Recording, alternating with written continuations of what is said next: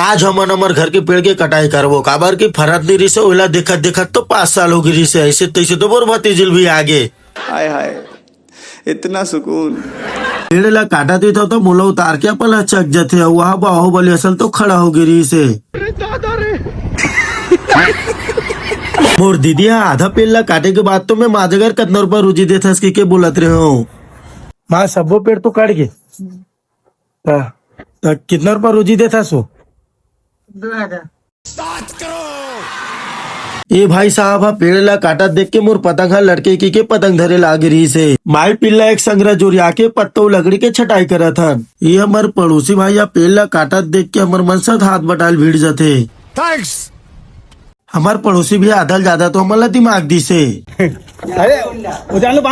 ये हमार भैया जल ला बांधेल की थे तब वेद भाई ला हमार पेड़ में चढ़ा के रस्सी ला फेंकता होता चढ़े की बात तो है नाचल धल ले रही से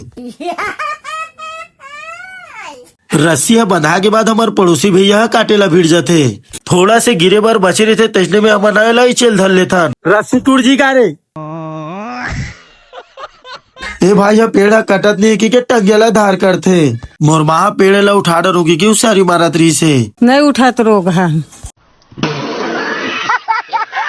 जय जोहार संगवारी हो मैं दुलार बनाए रखो तब तक बर बाय बाय।